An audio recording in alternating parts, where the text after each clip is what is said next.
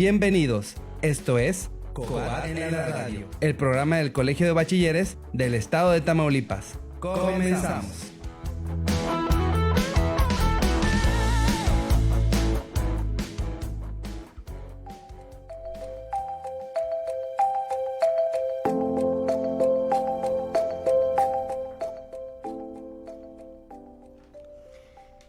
Ningún problema económico tiene una solución puramente económica. John Stuart Hill. Hola amigos de Radio Tamaulipas, jóvenes bachilleres que nos sintonizan desde diferentes plataformas como Facebook y Twitter con la cuenta @cobatam e Instagram con la cuenta Cobatam. Les saluda Nélida de la Rosa Ceja, jefa de materia de Cobat. Es un gusto estar con ustedes el día de hoy a través del programa Cobat en la Radio. En esta ocasión nos acompaña el contador público Luis Enrique Padilla Muñoz, también jefe de materia de Cobat. Gracias Nelly por la invitación, porque este es otro medio para acercarnos a nuestros jóvenes, ya que la pandemia provocada por el virus COVID-19 desde el mes de marzo nos obligó a dejar las escuelas y resguardarnos en nuestras casas para cuidar nuestra salud y la de los demás. Esta situación ha provocado que todos diseñemos nuevas estrategias de comunicación, tanto con nuestros familiares y seres queridos, como con nuestros alumnos y compañeros de escuela. Algunos hemos mantenido la comunicación por medio de diferentes plataformas digitales. Otros se han comunicado por correo electrónico, WhatsApp, Facebook, mensajes de texto o llamadas telefónicas. Así es, Luis. Todos nos hemos tenido que adaptar para comunicarnos a la distancia y el espacio que nos brinda Radio Tamaulipas es una excelente opción.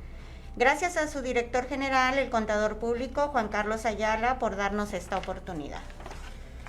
Cuando nos enteramos de la existencia de un virus altamente contagioso y peligroso allá a principios de año, nunca imaginamos el gran impacto que este generaría en la vida normal de nuestra sociedad, en la economía global y sobre todo en nuestro país. Hemos visto el encarecimiento sostenido de nuestra despensa. Hay familias que no podían salir a trabajar por las restricciones sanitarias y esto afectó severamente a sus finanzas. Sin embargo, el confinamiento no es opción a largo plazo, ya que afecta seriamente a las economías de los países, principalmente a los más pobres. Hay que seguir adelante y realizar nuestras labores cotidianas, haciendo la parte que nos corresponde, cumpliendo con las medidas sanitarias que las autoridades nos recomiendan. Así es, Nelly, y enmarcado con esta situación, el día de hoy hablaremos de un tema muy interesante que corresponde a la materia de estructura socioeconómica de México del quinto semestre. El tema se llama el modelo neoliberal, en donde abordaremos los modelos económicos que le antecedieron, el surgimiento de este modelo y su evolución hasta la actualidad.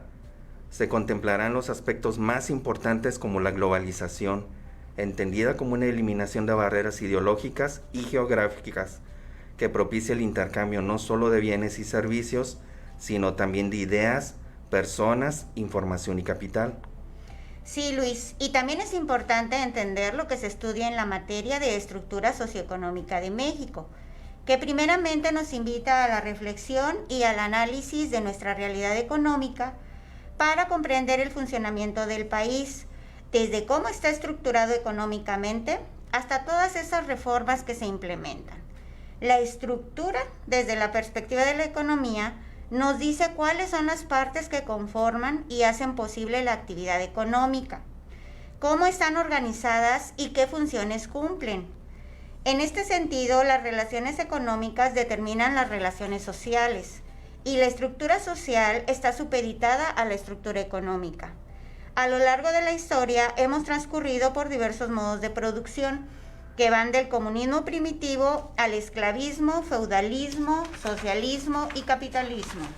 Y es importante recordar los principales modelos económicos que prevalecieron después del Porfiriato, donde la reconstrucción económica fue difícil, fue larga, con sus logros y fallos.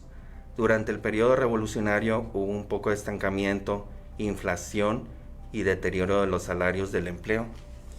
En el contexto a nivel mundial, el modelo económico que se estaba aplicando era el de un Estado liberal, que aplicaba el liberalismo, donde la idea era que fuera un mercado con una intervención limitada por parte del gobierno.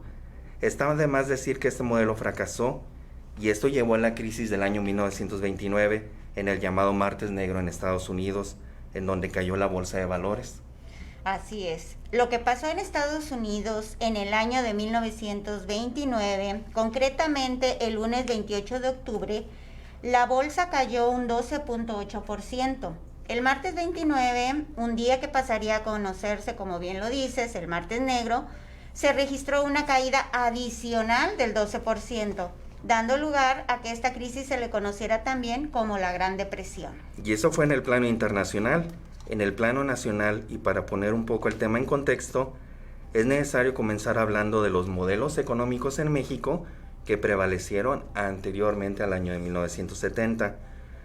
Hacemos un recuento histórico donde durante la década de 1920 a 1930 hubo acontecimientos nacionales e internacionales que la volvieron turbulenta.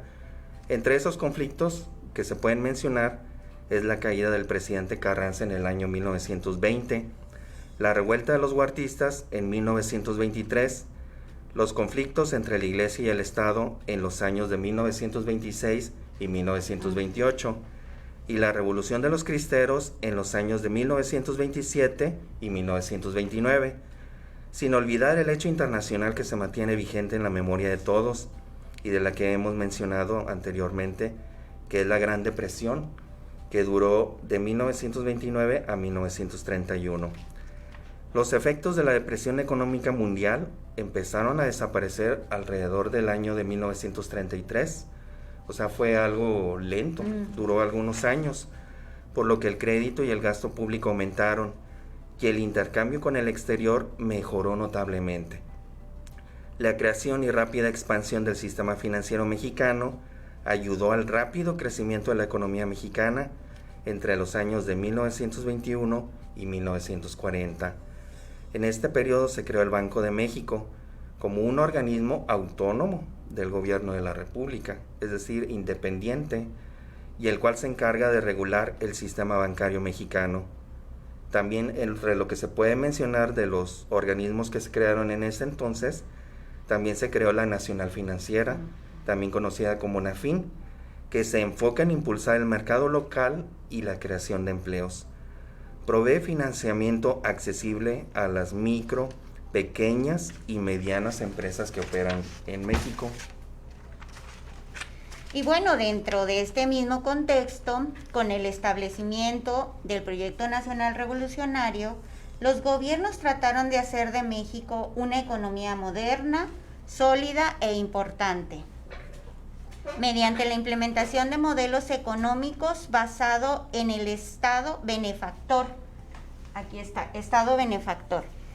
El objetivo primordial era integrar a México entre los países más desarrollados del mundo y generaron políticas económicas insertadas en el modelo económico capitalista. Luis, ¿a qué nos referimos con el Estado benefactor? Debido a que el modelo económico del liberalismo a principios de siglo no había funcionado y que la crisis económica que se registró en 1929 dio origen a lo que se llamó la Gran Depresión. Se tardó algunos años en superar esta crisis, por lo que se aplicó el modelo económico conocido como Estado benefactor, de tener un gobierno con una intervención limitada en la economía a un gobierno que tuvo que intervenir en la decreciente economía. También se le conoce como estado de bienestar, estado de providencia, estado protector y estado social. Y es cuando el gobierno provee a cada uno de sus habitantes de los derechos básicos elementales, como alimento, trabajo, vivienda, salud y educación. Se refiere a una mayor redistribución de la riqueza, que mejora las condiciones socioeconómicas y de salud de la población. En otras palabras, persigue reducir la desigualdad económica y al mismo tiempo la desigualdad social. Es decir, estamos hablando de un modelo económico que se enfoca a la persona. El Estado benefactor es paternalista. Aquí el detalle es que hacía que los mexicanos se tuvieran la idea de que si tenían algún problema, pensaran que el gobierno lo tenía que resolver. El Estado es un regulador del sistema económico Y podríamos comparar este sistema en donde la economía se presenta como un triciclo, el cual necesita sus ruedas laterales para que no se caiga a ningún lado. El Estado benefactor se consolidó entre la Gran Depresión y después de la Segunda Guerra Mundial. Así es, y la primera etapa del Estado benefactor abarca de 1940 a finales de 1950 y se caracterizó por el crecimiento industrial. El aumento económico en la industria y en los servicios ocasionó que aumentara la migración de las personas del campo a la ciudad. Debido a la industrialización y a las medidas adoptadas por el gobierno para proteger los productos nacionales, el crecimiento de la industria ocasionó que las personas del campo migraran a las ciudades. Esto es para aumentar su calidad de vida, por las grandes diferencias que había entre la vida rural y la ciudad. Eso también provocó que las ciudades tuvieran un crecimiento demográfico que en ocasiones pues, se salía de control. Y también podemos mencionar que las familias de los campesinos, algunas emigraron a Estados Unidos. Así es. Y bueno, continuando con el tema, ahora en el ámbito económico, se acabó con los gobiernos, en el ámbito político, se acabó con los gobiernos militares, los cuales habían estado más de 40 años, por lo que ya no hubo generales insurrectos o grupos armados que quisieran tomar el poder. Y el ejército por fin se convirtió en el brazo armado del Estado mexicano. Esto permite que haya paz social, que haya prosperidad, sobre todo que los inversionistas, los empresarios pudieran invertir en el país con una estabilidad política, con una estabilidad social, económica, que sin ninguna preocupación de que hubiera algún golpe de Estado o toma de poder, ya que el ejército pues, ya se había subordinado ahora sí al Estado. Así es. Entre 1932 y 1950, México entró a la modernidad. El general Lázaro Cárdenas inició el proceso de industrialización del México moderno con la expropiación petrolera y de los ferrocarriles. Con la nacionalización del petróleo, el gobierno de Lázaro Cárdenas adquirió una deuda que sobrepasaba sus posibilidades de pago. Incluso el general Lázaro Cárdenas dio el mensaje por radio el 18 de marzo de 1938, en el cual pues lo que dio el mensaje a la nación fue de que se iba a nacionalizar el petróleo. Todo esto debido a las injusticias por parte de las empresas extranjeras que pagaban bajos sueldos a los empleados mexicanos. Aparte que los empleados mexicanos se quejaban del maltrato y pues aparte de se estaban pagando menos impuestos. Entonces, esto ocasionó que el pueblo de México acudiera sin dilación a cooperar para hacer frente a ese compromiso. Nada más era de expropiar el petróleo, sino que se tenía que pagar por las instalaciones, los equipos, las tuberías, las carreteras, todos los bienes e inmuebles de esas empresas extranjeras que habían invertido en México. Fueron días de emoción. Los abusos de las compañías extranjeras petroleras en este país llegaron al punto de la indignación. La nacionalización se impuso como un único remedio, ya no podía hacerse más. En su libro, Las raíces del nacionalismo petrolero en México, Lorenzo Meyer cuenta que el general Cárdenas dijo a Eduardo Ay, secretario de Relaciones Exteriores, que era preferible destruir los campos petroleros con tal de que esa industria dejara de ser el obstáculo al desarrollo del país como hasta entonces había sido. La mañana del miércoles 23 de marzo, la Ciudad de México se paralizó. Los periódicos anunciaron paro total de actividades de las 9 a las 15 horas. Los comercios cerraron y dejaron de circular los tranvías. Las casas fueron adornadas. 200,000 personas acudieron al Zócalo para celebrar la expropiación petrolera. Las mantas se multiplicaban. ¡Viva Cárdenas! El pueblo con Cárdenas. Muerte a las compañías extranjeras. También hubo ataúdes de cartón con los nombres de la Huasteca y el Águila, las empresas petroleras extranjeras más importantes en ese momento. Ese día el presidente afirmó en un discurso que los mexicanos harían honor a su deuda con el extranjero. Debemos organizarnos, dijo, para comenzar inmediatamente la indemnización de lo expropiado. No es justo dejar esa carga a las generaciones futuras. Y para que México no tuviera problemas con los países de donde provenían esas empresas extranjeras, en este caso que eran Estados Unidos y Inglaterra. Fue claro cuando dijo que no quería nada que no fuera espontáneo. El presidente de la República se reunió con los gobernadores de los estados y todos acordaron que cada entidad se organizaría para recaudar sus contribuciones. Como en los primeros días la gente no sabía dónde mandar sus donativos, era tanta la emoción, era tanto el sentimiento de los mexicanos por querer cooperar para pagar la deuda a los extranjeros, que fueron enviados a la presidencia. La gente donaba en distintos sitios, en oficinas, en escuelas. Cárdenas dio la orden al Banco de México para que se abriera una cuenta con el nombre de Cooperación Nacional, y allí fueron depositados todos los donativos.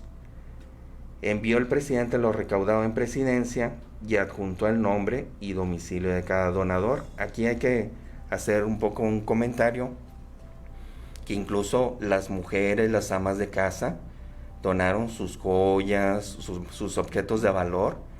Hubo quienes donaron gallinas. Incluso se habla del caso de una señora que es costurera, donó su máquina de coser para poder cooperar con el pago de esta deuda. Así es, todo muy emocionante lo acontecido en esa época. Y bueno, para continuar con el tema, hablaremos de uno de los modelos del Estado benefactor, que es el llamado sustitución de importaciones. Este modelo surgió como consecuencia de la Segunda Guerra Mundial. Debido a la crisis por la cual se encontraba el país, el gobierno de Manuel Ávila Camacho, 1940-1946, para impulsar nuevamente la economía, reorienta el proyecto de desarrollo nacional, dando lugar a una estrategia de industrialización, la cual consistía en sustituir los artículos manufacturados de procedencia extranjera, que hasta ese momento habían satisfecho el consumo local, por artículos de la misma naturaleza fabricados por la industria nacional. Es decir, México debía producir lo que consumía. Así es, la necesidad de los países en guerra de destinar sus recursos a la producción de armamento originó una gran demanda de productos que fue satisfecha por las mercancías mexicanas. Es decir, que la industria nacional tuvo que producir las mercancías que antes se compraban en el exterior a los países que estaban en guerra. Se desarrolló la política de sustitución de importaciones iniciadas en México desde la crisis económica mundial de 1929. Incluso ahí en los libros de historia se menciona que los hombres en Estados Unidos fueron a la guerra a combatir. Entonces, de aquí de México fueron mexicanos, e incluso a trabajar en las empresas de armamento para construirlos, para construir todo esto de las municiones y el armamento que iban a utilizar en la guerra. Es así que se desarrollaron en nuestro país empresas productoras de azúcar, alcohol, cerveza, alimentos industrializados, tabaco, textiles, cemento, papel y vidrio, entre muchos otros productos.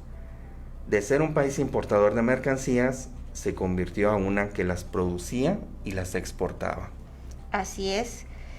Se desarrolló la industria ligera, productora de bienes de consumo, que no necesitaba de una gran tecnología.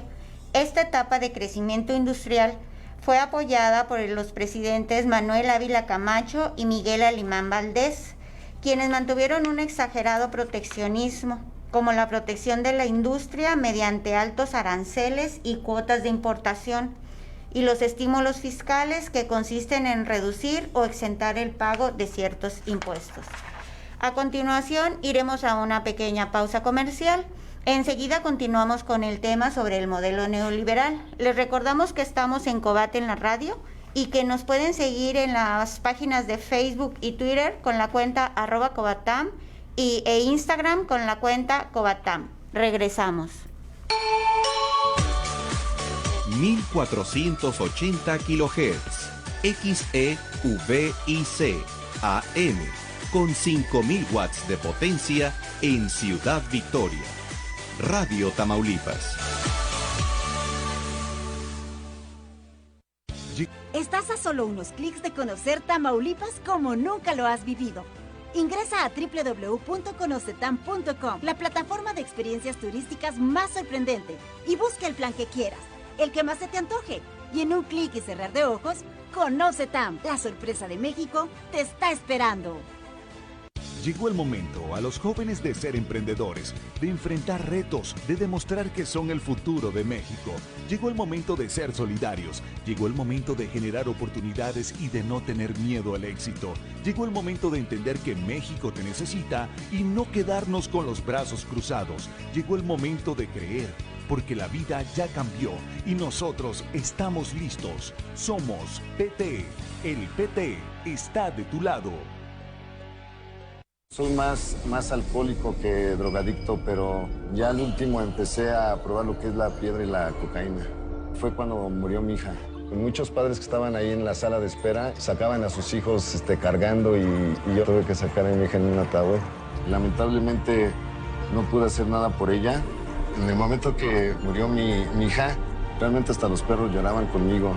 El mundo de las drogas no es un lugar feliz. Busca la línea de la vida, 800-911-2000. Por ley, todos tenemos derecho al aguinaldo y en Tamaulipas vigilamos que los trabajadores reciban antes del 20 de diciembre esta prestación, equivalente a 15 días de salario. Tu aguinaldo es un beneficio laboral irrenunciable. Si necesitas asesoría o realizar una denuncia, llámanos al 800-821-2110. Gobierno del Estado de Tamaulipas.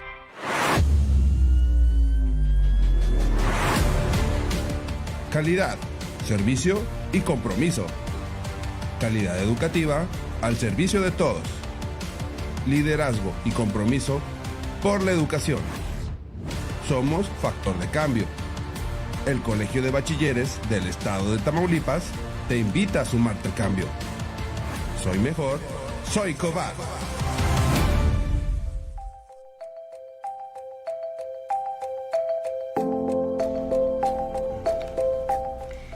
Ya estamos de regreso y aprovechamos para enviar saludos a toda la comunidad educativa del Colegio de Bachilleres que se organiza a través de las coordinaciones de zona.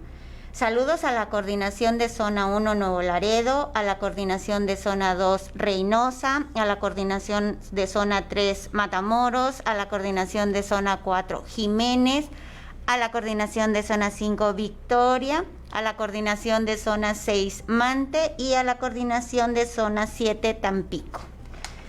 Luis, una pregunta, ¿es bueno o malo el proteccionismo? Sí, Nelly, la protección industrial es necesaria y conviene a los países en desarrollo. La utilizaron en todo momento los países hoy desarrollados. Algunos de ellos la siguen practicando.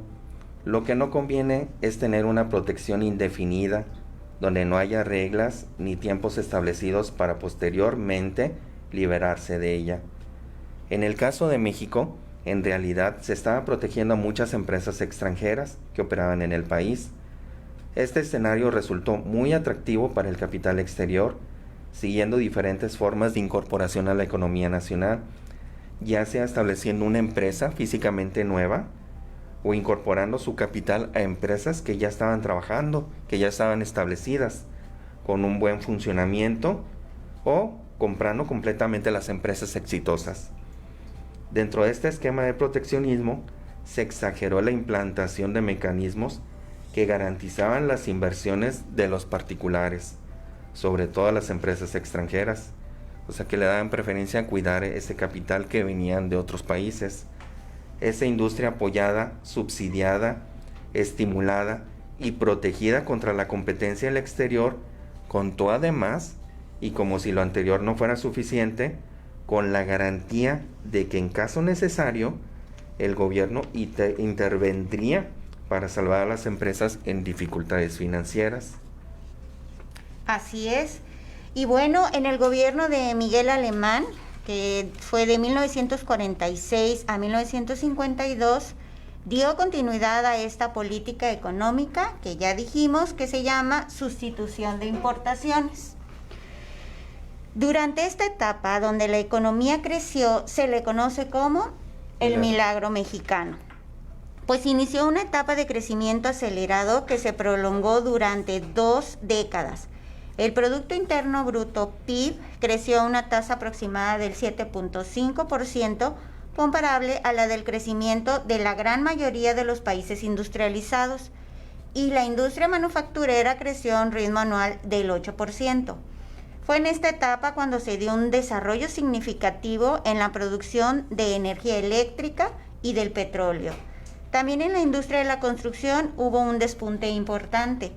Se modernizaron las viviendas, las redes de transporte, servicios de salud y educación que requirieron de constantes obras de edificación y cimentación. Escuchemos con atención la siguiente cápsula informativa.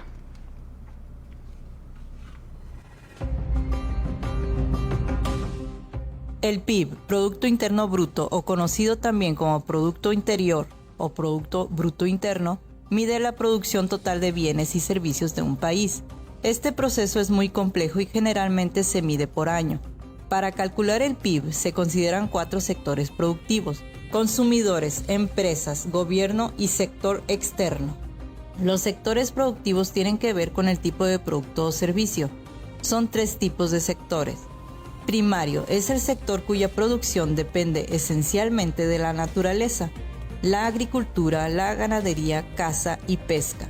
Secundario es el que incluye una modificación significativa y es también llamado industria. Ahí tenemos la minería.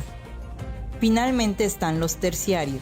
Estos son los servicios que no tienen que ver con productos materiales, sino con actividades: el comercio, el transporte, las comunicaciones, los servicios financieros, la educación, la salud, servicios profesionales, la limpieza, el gobierno, etc.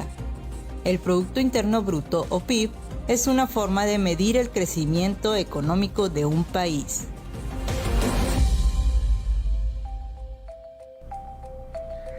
El encargado del PIB en el país es el Instituto Nacional de Estadística y Geografía, INEGI.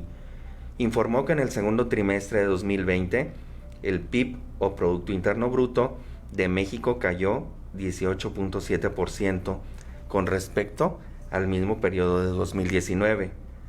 Esta caída anual de la economía es la más alta desde que se tiene registro en la serie actual, que es la del año 1981. Con base en cifras sin ajuste estacional, la caída anual del PIB se debió a un retroceso de 25.7% en las actividades secundarias, que son la minería, la construcción, manufacturas, de 16.2% en las terciarias, comercio y servicios, y de 0.5% en las actividades primarias. El año pasado, el PIB registró una caída del 0.1%. Era la primera vez de la economía mexicana que terminaba el año en números rojos desde 2009, año marcado por la crisis financiera internacional. Detrás de esta cifra hay varias razones.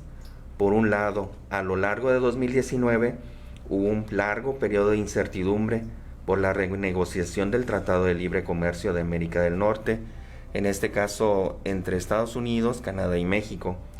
A eso se suma el impacto de asuntos como el Brexit en Reino Unido o la disputa comercial entre China y Estados Unidos. Si bien el desempeño económico de varios países se vio afectado, la desaceleración de la economía mexicana no se explica completamente por esta, y es que hubo razones internas. El actual gobierno, por ejemplo, canceló algunos programas y proyectos de obra pública. Así, algunos empresarios pospusieron inversiones y en varios casos fueron canceladas. Un ejemplo fue el nuevo Aeropuerto Internacional de la Ciudad de México. Se advierte un menor ritmo en el nivel de inversión fija bruta en el país, es decir, se ha desacelerado la inversión en construcción de obra pública y la instalación de nuevas empresas, una de las variables que crea más empleos en los países. Híjole, qué barbaridad, son números preocupantes. Y bueno, continuando con el tema, el milagro mexicano transformó la vida social, ya que empezó a aumentar la migración del campo hacia los centros urbanos y descendía la dedicada a la agricultura. Surge la clase media urbana y comienza la acumulación indiscriminada de riquezas en unas cuantas familias. La industria cinematográfica tuvo un considerable apoyo por parte del Estado y con ello se dieron a conocer grandes películas, actores, directores, guionistas. En esta etapa fue cuando tuvo lugar la época de oro del cine mexicano, en donde se dieron a conocer directores, guionistas y actores como Emilio el Indio Fernández, con su película de María Candelaria. Luis, ¿recuerdas las películas de la trilogía Nosotros los pobres, Ustedes los ricos, Pepe el Toro, protagonizadas por el gran ídolo de México, Pedro Infante? Sí, sí me acuerdo. ¿Recuerdas cómo se empeñan en representar a un México que ha migrado del rancho a la capital? ¿Cómo se presentan las tensiones sociales, producto del contacto entre ricos y pobres, inmigrantes y campesinos? Sí, así es. Esta trilogía buscó que los pobres consideraran su condición como honorable y se contentaran con ella a pesar de sus problemas. Era muy difícil hacerse rico y ellos ni siquiera lo intentaron. En estas películas se van entretejiendo historias diversas, pero todas enfocadas a la situación tan desesperante de ser pobre, lo cual parece ser un delito imperdonable por parte de la sociedad. En fin, durante esta época el Estado mexicano se convirtió en el rector de la economía. Y ahí la época de oro del cine mexicano en ese entonces. Durante los siguientes 2 sexenios se buscó la estabilidad económica mediante un modelo económico denominado desarrollo estabilizador, con el presidente Adolfo Ruiz Cortines en los años 1952 a 1958. Se orientó a sostener el ritmo de crecimiento, se mantuvo el tipo de cambio y se sostuvo el nivel de precios. Con el presidente Adolfo López Mateos en los años de 1958 a 1964, era necesario continuar el desarrollo y mantener la estabilidad, por lo que se pretendió continuar fortaleciendo la industria y evitar en lo posible el aumento de la inflación. Con el presidente Gustavo Díaz Ordaz en los años de 1964 a 1970, le da un nuevo giro al desarrollo estabilizador, porque se priorizaba el crecimiento, pero con estabilidad monetaria, sin inflación. El coste de este modelo fue el déficit permanente de la balanza de pagos y del gasto público, la pérdida del poder adquisitivo y del aumento del desempleo. Las empresas transnacionales ocupaban más espacio e importancia. El gobierno se empezó a endeudar, así como también Pemex, Ferrocarriles Nacionales, Comisión Federal, situación que las debilitó. La crisis del sistema financiero internacional, que dejó menos dinero circulando, afectó duramente la economía mexicana, que ya no pudo sostener el valor del peso. Así terminó el desarrollo estabilizador. E inició otro modelo dentro del mismo Estado benefactor, que es el que se llama desarrollo compartido. Este se implementó en el gobierno de Luis Echeverría Álvarez de 1970 a 1976. Consistía en la combinación de un alto crecimiento económico con el reparto equitativo del ingreso.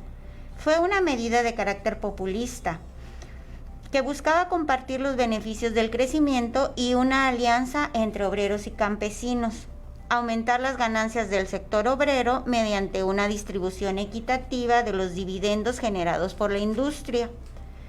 Algunos de los objetivos de este modelo de desarrollo compartido eran aumentar el gasto público, reducir la deuda externa, acabar con la desigualdad social, aumentar la actividad productiva, modernizar la industria o aumentar las exportaciones. Este modelo no logró todos los objetivos trazados. Sin embargo, se dieron hechos positivos como la creación del Infonavit, donde se concreta el derecho a la vivienda de los trabajadores, se dio impulso a la educación técnica, se creó lo que hoy conocemos como el INEA, entre otros. Durante este sexenio se creó por decreto presidencial el Colegio de Bachilleres el 26 de septiembre de 1973. Ya tenemos con esta modalidad educativa casi 50 años y estoy muy orgullosa de formar parte de esta gran familia Cobat. Así es, mucho orgullo formar de parte del Colegio de Bachilleres de Tamaulipas. Y siguiendo con el tema, cuando José López Portillo, en 1976 a 1982, llegó al gobierno, el país atravesaba una crisis política y social, que él mismo, como secretario de Hacienda en el sexenio anterior, contribuyó a crear.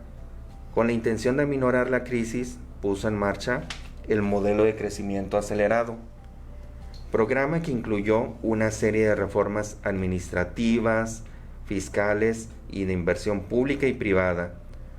López Portillo anunció que los 2 primeros años de su gobierno se dedicaría a superar la crisis. Los otros 2 años trataría de reforzar la economía, y en los últimos 2 años de su sexenio, esta economía crecería de forma acelerada. Como se necesitaban recursos, se pensó que las exportaciones de petróleo servirían para enfrentar los problemas económicos y financiar el desarrollo, el cual tendría que ser más rápido para superar los índices de crecimiento de la inflación.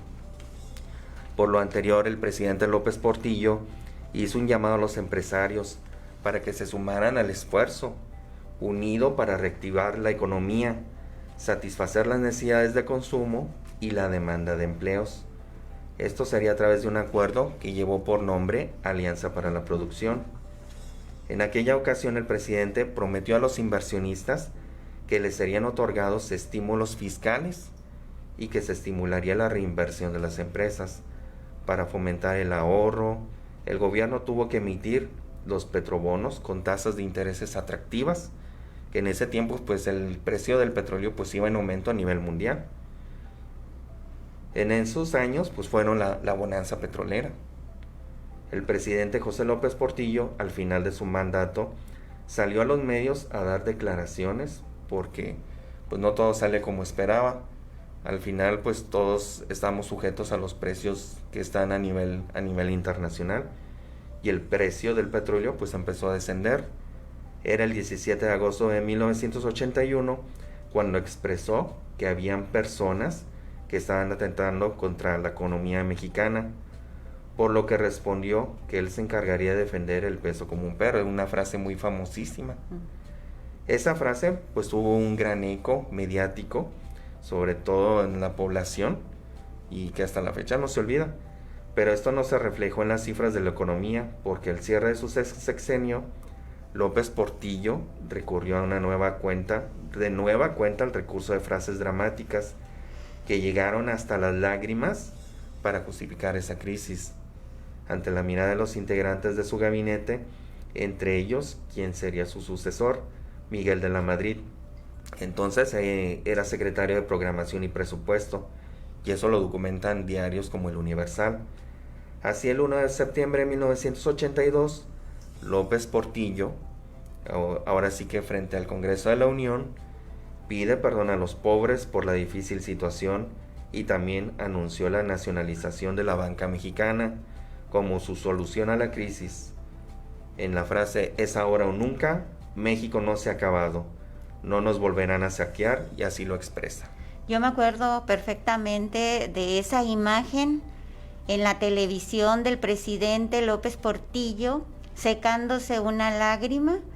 Tenía yo alrededor de 12 años y sí, pues sí, nos dio cosa verlo ahí llorando en Televisión Nacional. Pero bueno, al final se acabó todo, empezó la crisis difícil y bueno, y luego pasamos al siguiente tema. Bueno, vamos a mandar a comerciales y ahorita volvemos con Covada en la radio. Estás a solo unos clics de conocer Tamaulipas como nunca lo has vivido. Ingresa a www.conocetam.com, la plataforma de experiencias turísticas más sorprendente, y busca el plan que quieras, el que más se te antoje. Y en un clic y cerrar de ojos, Conoce Tam, la sorpresa de México te está esperando. La Secretaría de Educación Pública, a través del Instituto Nacional para la Educación de los Adultos, invita a las mamás, papás, abuelas y abuelos que siguen las clases por televisión con sus hijos o nietos a iniciar o terminar sus estudios de primaria y secundaria. Contacta a las mesas de atención a distancia en la página www.gov.mx o llama al 800-0060-300. Aprende en Casa 2, Educación para Adultos, Instituto Nacional para la Educación de los Adultos, Secretaría de Educación Pública. Si tienes 15 años o más, el CECATI 101 de Ciudad Mante, Tamaulipas, te ofrece los siguientes cursos: Administración, Estilismo y Diseño de Imagen, Uso de la lengua inglesa en diversos contextos, Confección industrial de ropa, Asistencia educativa inicial y preescolar, Cuidados cosmetológicos faciales y corporales. Mayor información en cecati101-inscripciones@hotmail.com. Teléfono 831-232-7698. La Universidad Politécnica de Victoria cuenta con las siguientes ingenierías: mecatrónica, sistemas automotrices, tecnologías de la información, tecnologías de manufactura y la licenciatura en Administración y Gestión Empresarial, y en modalidad bilingüe, ingeniería en tecnologías de manufactura y la licenciatura en Comercio Internacional y Aduanas. www.upvictoria.edu.mx 834-171-1100 extensión 2210. UPB, tu mejor opción. ¿Sabías que es muy importante para poder contar con un mejor servicio de agua potable en nuestras casas tener un sistema de almacenamiento? Palabras como tinaco o cisterna deben ser parte de nuestra vida diaria. Recuerda, tomar agua es muy importante. Cuidarla es vital. Cultura del agua. Comapa Victoria.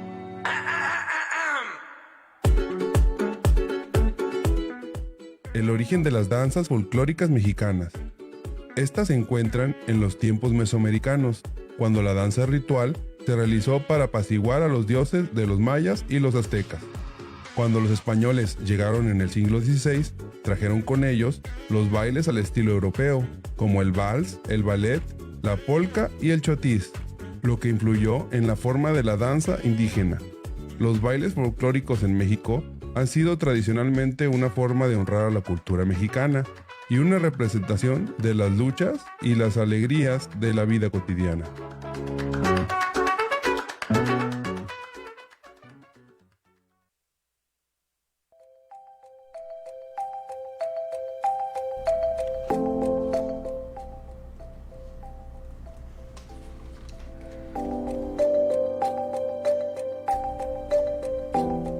Bien, Eli, pues estamos aquí volviendo al programa Cobat en la radio con el tema del neoliberalismo. Me gustaría aprovechar para mandar saludos a los siguientes planteles que nos están mandando sus saludos a través de la plataforma de Facebook. Mandar saludos al Cobat 04 de Tampico, al Semsadet 07 Higuerillas, al plantel 09 de Díaz Ordaz, al plantel 16 de Soto la Marina, al plantel 02 de Matamoros y el Semsadet 01 de Villa de Casas. Y continuando con el tema, Nelly, pues así era como López Portillo expresó, manifestó lo de la difícil situación económica en la que dejaba el país. Así es, y bueno, pues de esta manera llegamos a la crisis y al agotamiento de los modelos del Estado benefactor. Hasta 1970 se logró mantener la estabilidad política, el crecimiento económico y mejores niveles de vida de las clases populares. Pero en 1976, la crisis de los modelos económicos basados en el desarrollo de la industria nacional y el proteccionismo económico agotaron al Estado benefactor. Aunado a esto, una nueva corriente económica liberal estaba tomando auge, sustentada por la teoría monetaria. En este contexto, el gobierno de Miguel de la Madrid Hurtado, en 1982, oficialmente desaparece el Estado benefactor para dar paso al Estado neoliberal, del cual era defensor por haber realizado sus estudios de posgrado en los Estados Unidos, cuna del neoliberalismo. Luis, ¿qué es el neoliberalismo? Y aquí vamos a ver el nuevo tema, que es el neoliberalismo. Y vamos a abarcar lo que es una corriente económica y política social capitalismo. Es una consecuencia de la globalización y de la caída del bloque socialista en la década de los 80. Sostiene que la economía se debe regir por el libre comercio, estar desregulada y privatizada, es decir, con menos intervención de las políticas del Estado. Consiste en que el gobierno se sale cada vez más de la economía y el país se abre a la inversión extranjera. Necesita una economía donde ya el gobierno no fuera tan intervencionista.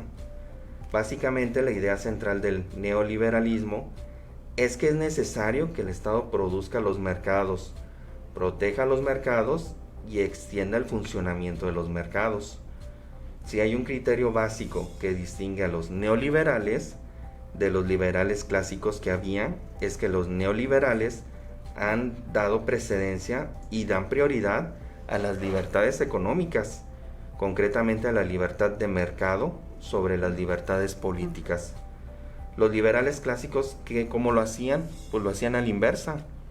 ¿Cuál era el problema de hacerlo a la inversa? Es que si uno le da prioridad a las libertades políticas, es decir, al derecho de libertad de expresión, al derecho de asociación, al derecho de voto, etc., tarde o temprano termina pidiendo permiso al Estado o termina pidiendo al Estado de bienestar para garantizar que efectivamente la gente sepa leer, se puede informar y pueda votar de manera libre, razonable y dependiente. Y esto hace que quede subordinada a la libertad de mercado, como se mencionaba que era el estado de bienestar. El neoliberalismo pues tiene ese planteamiento inverso.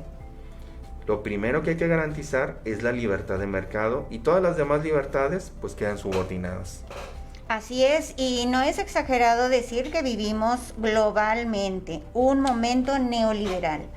Para tener una imagen más clara de lo que eso significa, podemos imaginar una evolución histórica del mundo occidental, cuya estructura en los últimos 2 siglos sería más o menos como sigue. En primer lugar, hay un momento liberal, derivado de la Ilustración, que comienza en las últimas décadas del siglo XVIII, e incluye la Revolución estadounidense, la Revolución francesa, la independencia americana. Es un momento que tiene su auge a mediados del siglo XIX, con la ampliación de los derechos civiles y políticos, y que entra en crisis como consecuencia de la presión del movimiento obrero y las varias formas del socialismo. Sigue lo que se podría llamar el momento bienestarista, el que acabamos de hablar, el Estado benefactor y todos sus modelos, que se perfila a finales del siglo XIX y se impone de manera general tras la crisis de 1929 y sobre todo con la Segunda Guerra Mundial y la Guerra Fría. Seguridad social, servicios públicos, fiscalidad progresiva, llega hasta la década de los 70 y a continuación viene el momento neoliberal, en el que estamos, que se impone progresiva y masivamente a partir de 1980 y cuyo predominio en términos generales se prolonga hasta la fecha. Luis, ¿por qué crees que el modelo benefactor fracasó? Nelly, el orden económico internacional que emergió de la posguerra y que estuvo vigente por más de 3 décadas, entró en crisis a mediados de la década de 1970. Ya no logró resolver los graves problemas de desigualdad, pobreza y marginación de los países y sectores menos desarrollados, sentando las bases para el surgimiento de un nuevo orden económico sustentado en las premisas de carácter neoliberal y en el proceso de globalización, pero deja importantes legados como la creación del Fondo Monetario Internacional, FMI, y del Banco Mundial. Estas instituciones, diseñadas en un principio para garantizar la estabilidad del sistema monetario internacional, y ayudó a la reconstrucción de Europa. Ya ven que como había habido la Segunda Guerra Mundial, pues era necesaria una reconstrucción. Desempeñaron un papel clave en la reestructuración económica mundial y en el establecimiento del orden vigente hasta nuestros días. Bueno, en medio de esa crisis financiera generalizada que afectó de manera particular a las naciones industrializadas del primer mundo, La Asamblea General de las Naciones Unidas aprueba en 1974 la Declaración sobre el establecimiento de un nuevo orden económico internacional. Dicho documento planteaba la urgencia de establecer un nuevo orden basado en la equidad, la igualdad soberana, la interdependencia, el interés común y la cooperación de todos los estados, para reducir las brechas económicas y sociales entre los países industrializados y los países en vías de desarrollo. La idea de un nuevo orden económico internacional en que los países en desarrollo tuvieran el mismo poder de decisión que de las naciones desarrolladas no prosperó. Antes bien, otros organismos como el Grupo de los 7 y la Organización de Cooperación y Desarrollo Económico, OCDE, que agrupaban a los países desarrollados, cobraron mayor protagonismo, ampliando durante estos años sus funciones e influencia. Por otro lado, la crisis de la deuda que afrontaron los países en desarrollo durante la década de 1980 limitó severamente su poder de negociación. De la agenda planteada originalmente en la Declaración sobre el establecimiento de un nuevo orden económico internacional, se retomaron solo los aspectos relacionados con la asistencia económica, comercial y financiera y la promoción del crecimiento sostenido de la economía mundial. Como vimos previamente, a través de los organismos financieros, monetarios, crediticios y comerciales como el Fondo Monetario Internacional y el Banco Mundial, se impuso a las naciones en desarrollo un amplio programa de reformas económicas de carácter neoliberal, orientadas a reducir la participación del Estado, eliminar los obstáculos al comercio internacional y liberar la economía. En este contexto, cobraron importancia los organismos promotores y reguladores del comercio internacional, en particular la Organización Mundial del Comercio, institución creada durante la década de 1990 con la intención de reducir los aranceles aduaneros, abatir los obstáculos al comercio internacional y eliminar el trato discriminatorio en las relaciones mercantiles. En la mayor parte de las naciones, el retiro del Estado significó la reducción de los esquemas de asistencia social y la desarticulación de las industrias nacionales, las cuales fueron paulatinamente desplazadas por empresas transnacionales. Luis, ¿cómo se dio el surgimiento en México?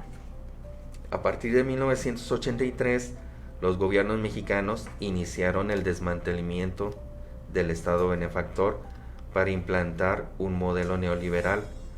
Para poder aplicar este nuevo modelo económico en México, se tuvieron que realizar una serie de reformas.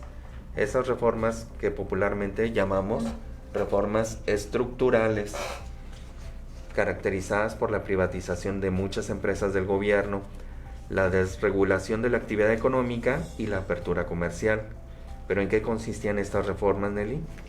Bueno, cuando Miguel de la Madrid tomó posesión como presidente de la República, tenía como objetivo paliar y revertir los efectos inmediatos de una grave crisis económica.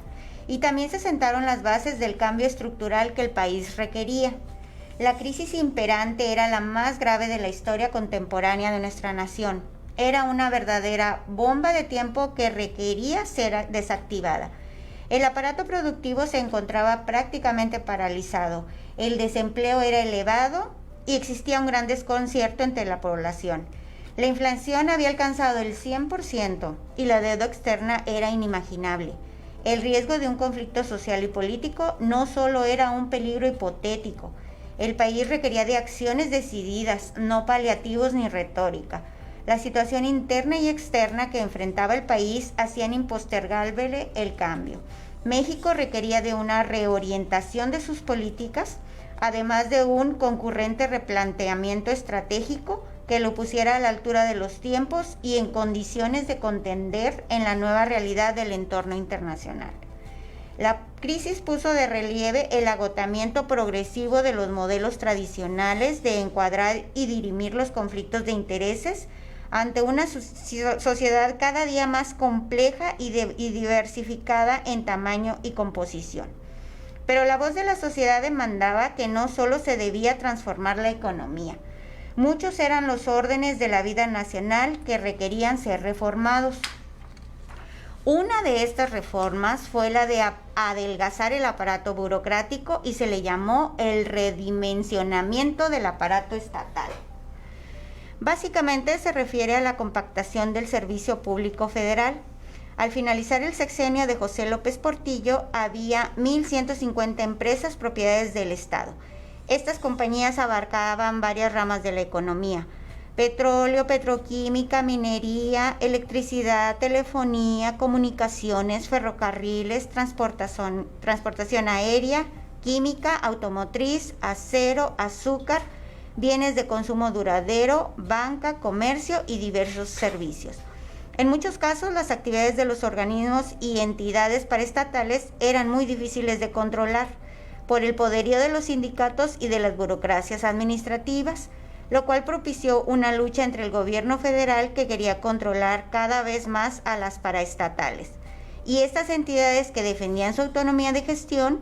En el discurso oficial, hablar de la privatización y desincorporación de empresas públicas era referirse al proceso de desincorporación de empresas no prioritarias ni estratégicas. Este hecho consistió en vender un gran número de empresas del sector público al sector privado nacional y extranjero. A esto se une paralelamente la liquidación de muchas empresas, también del sector público. Ya en el sexenio de Carlos Salinas de Gortari se privatizó la banca, que anteriormente había nacionalizado José López Portillo. Se privatizó Telmex y se privatizó Imevisión, hoy conocido como TV Azteca. Otra de las reformas estructurales fue la desregulación de la actividad económica, que es el proceso de reducir o eliminar las normas que controlan una actividad económica, con el fin de que sean las fuerzas de mercado las que determinen el equilibrio entre oferta y demanda. Ejemplos de desregulación son la anulación de los controles de precios, incluyendo el salario mínimo, los permisos y tarifas de importación, los subsidios a sectores y empresas o los controles monetarios.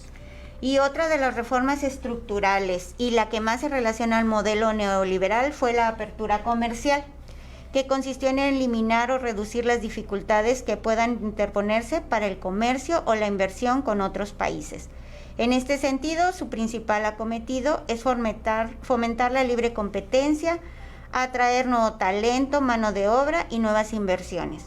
México inició esta apertura desde la crisis de 1982. Estos años se caracterizaban por elevadas tarifas a la importación y a un considerable número de barreras no arancelarias que incluían virtualmente todo tipo de importaciones. Ante esto, México ya no podía permanecer al margen del sistema mundial de negociaciones comerciales, y en 1986 el gobierno de Miguel de la Madrid incorporó a México al GATT, Acuerdo General sobre Aranceles Aduaneros y Comercio, hecho que representó el primer paso para la apertura de las fronteras mexicanas a la libre circulación de mercancías y servicios.